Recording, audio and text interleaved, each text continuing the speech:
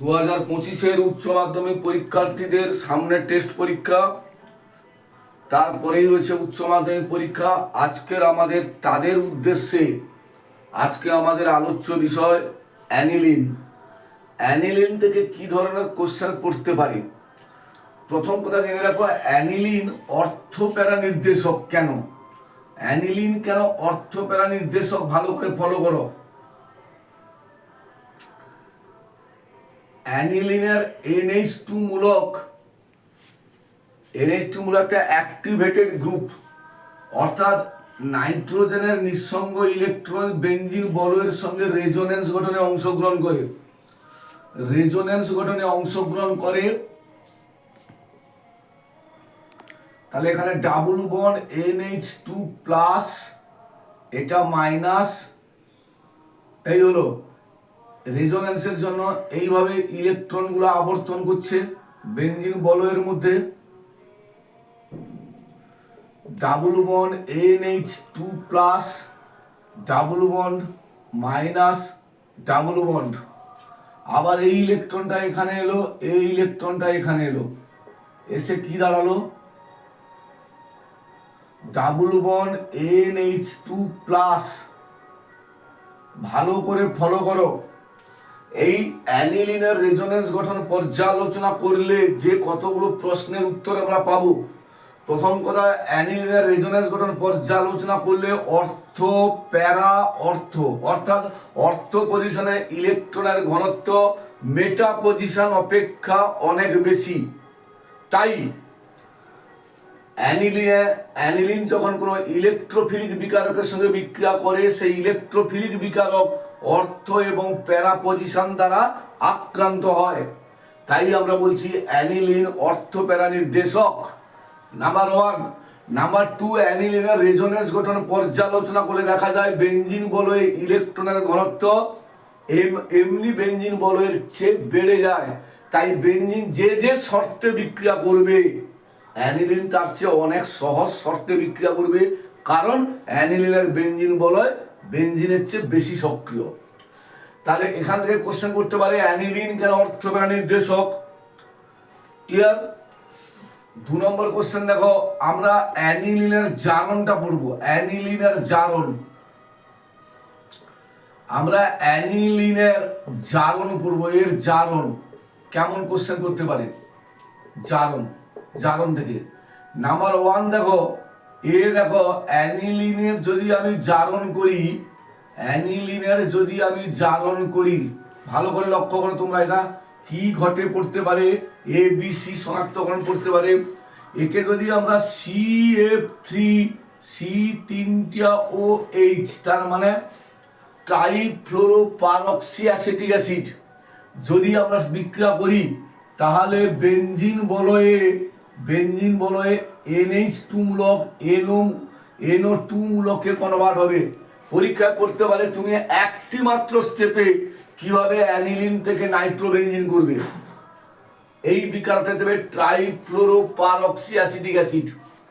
2 নম্বর জারণ দেখো, আমি যদি H2SO5, এই H2SO5 এর নাম হচ্ছে জানো তোমরা ক্যারোর অ্যাসিড, যদি আমি বিক্রিয়া করি, তাহলে সেখানে NH2 মূলকটা NO মূলকে কনভার্ট হবে। NH2 মূলকটা NO মূলকে কনভার্ট হবে।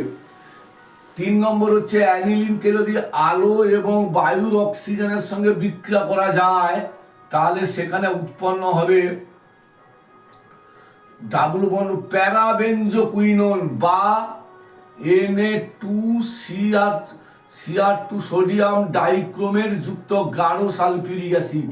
যদি বিক্রিয়া করাই, তাহলে উৎপন্ন হবে প্যারাবেনজোকুইনোন। অর্থাৎ পরীক্ষায় এইটাকে লাস্ট পার্টটাকে ঘুরে দিতে পারে, অ্যানিলিন বর্ণহীন, পরীক্ষাগারে আমরা রঙিন দেখি কেন?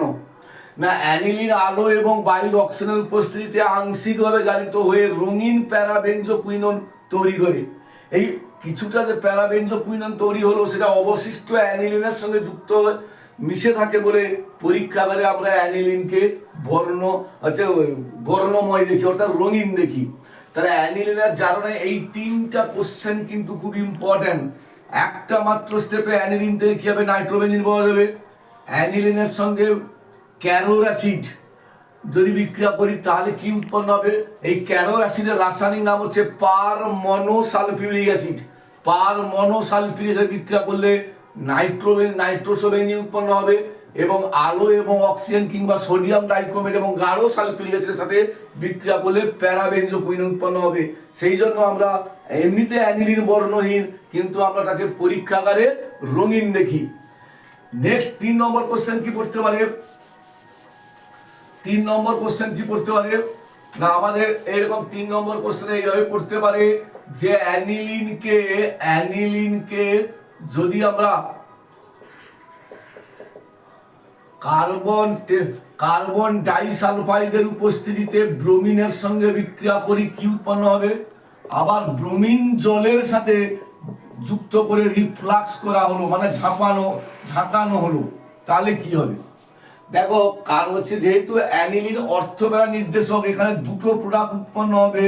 একটা হবে NH2Br অর্থাৎ অর্থ ব্রোমো অ্যানিলিন, আর একটা উৎপন্ন হবে NH2Br অর্থাৎ প্যারা ব্রোমো অ্যানিলিন। যদি ব্রোমিন জল দিয়ে রিফ্লাক্স করি তাহলে যতগুলো অর্থপ্যারা পজিশন আছে সবগুলো অর্থপ্যারা পজিশন ব্রোমিন দ্বারা প্রতিস্থাপিত হবে, অর্থাৎ NH2Br প্লাস 3HBr অর্থাৎ 2,4,6 টাইব্রোমোফেনলের সাদা অধক্ষেপ উৎপন্ন হবে এবং তার সঙ্গে HBr উৎপন্ন হবে। এই বিক্রিয়াটাকে দিতে পারে এইটার সঙ্গে এইটা বিক্রিয়া করানো হলো ArBCrD অর্থাৎ ABCD কে শনাক্ত করো, পরীক্ষা করতে পারে। এইখানে আরেকটা কোশ্চেন দেখো, কোশ্চেন নাম্বার 4 আমি যেটা আলোচনা করতে চাইছি তোমাদের, যদি আমি অ্যানিলিনকে যদি আমি অ্যাসিটিক অ্যাসিডের সঙ্গে বিক্রিয়া করি, অ্যাসিটিক অ্যাসিডের OH আর এর একটা H মিলে জল হয়ে যাবে, উৎপন্ন হবে অ্যাসিটিনিলাইড NHCOCH3। যদি আমি CH3COCl দিই, CH3COCl, তাহলেও কিন্তু আমার H এর সঙ্গে Cl যুক্ত হয়ে উৎপন্ন হবে অ্যাসিটিনিলাইড NHCOCH3।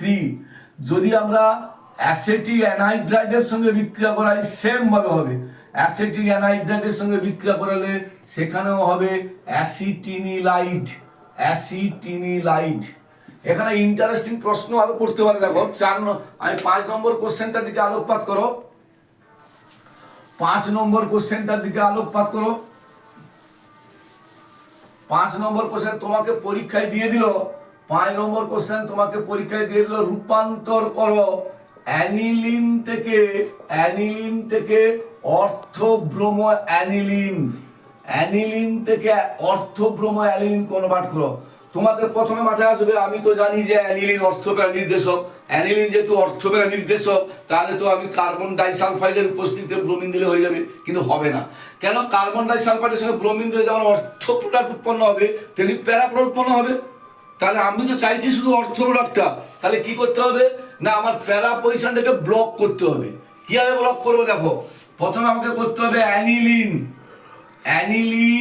তাকে আমি কি করব, অ্যানিলিনকে আমি প্রথমে দেবো CH3COCl দিলাম, অ্যাসিটাইল ক্লোরাইড দিলে কি হবে, অ্যাসিটিনিলাইড উৎপন্ন হয়ে যাবে NHCOCH3, অ্যাসিটিনিলাইড উৎপন্ন হয়ে যাবে। ক্লিয়ার? এইবার দেখো আচ্ছা, এইটা না করে এইটা যদি করতে চাই, অ্যানিলিন থেকে প্যারাব্রোমো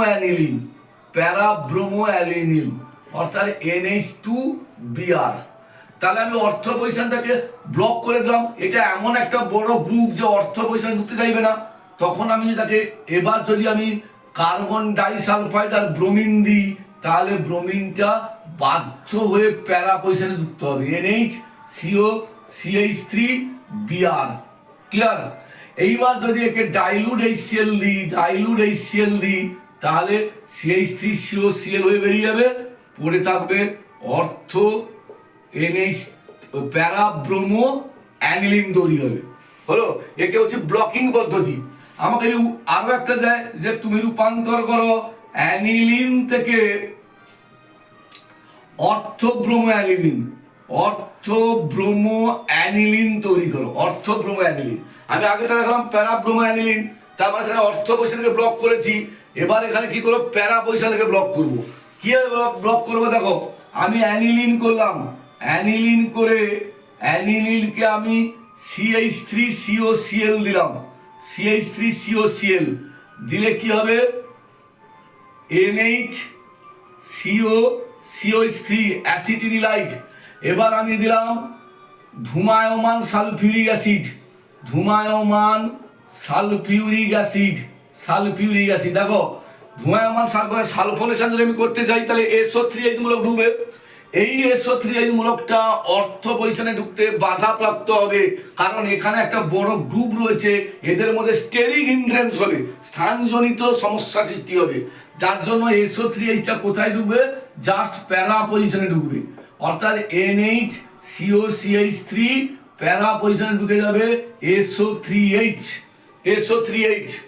এইবারে যদি আমি ব্রোমিন ঢোকানোর চেষ্টা করি CSFE/Br2 বা CS2+Br2 যদি দিই, ব্রোমিনটা বাধ্য হয়ে অর্থ পজিশনে ঢুকবে, বাধ্য হয়ে অর্থ পজিশনে ঢুকবে। অর্থাৎ NHCOCH3 Br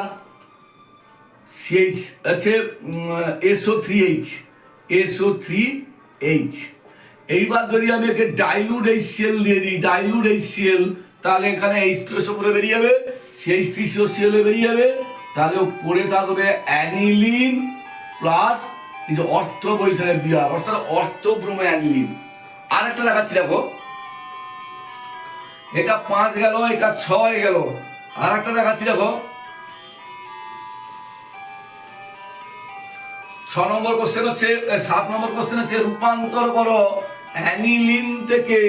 অ্যানিলিন থেকে মেটাব্রোমো অ্যানিলিন, মেটাব্রোমো অ্যানিলিন।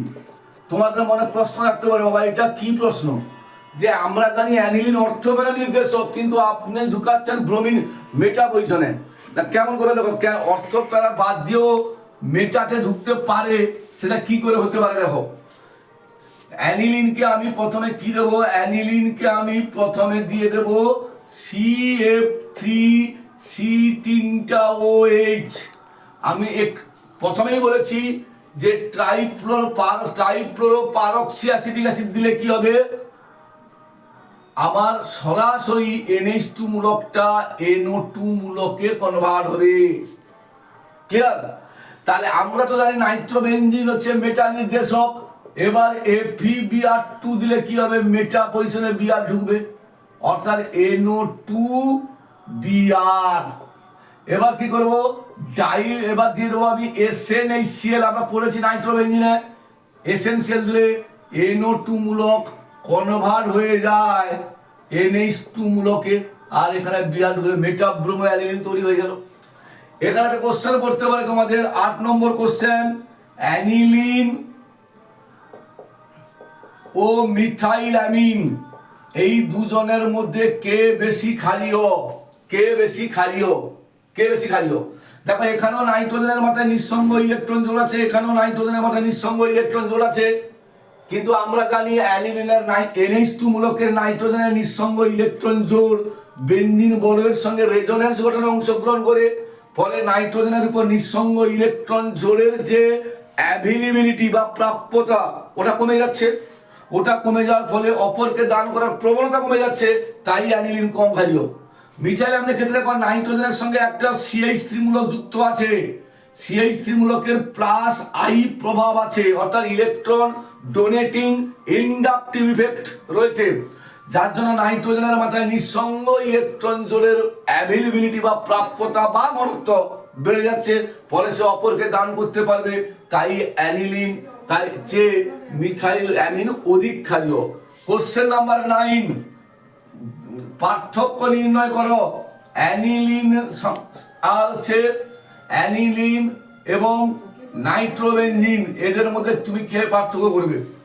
আমরা অলরেডি শিখে গেছি অ্যানিলিনের সঙ্গে যদি আমি ব্রোমিন জল রিফ্লাক্স করি, ব্রোমিন জল রিফ্লাক্স যদি করি, ব্রোমিন জল রিফ্লাক্স যদি করি, তাহলে আমার উৎপন্ন হবে 2,4,6 ট্রাইব্রোমো অ্যানিলিনের সাদা অধক্ষেপ।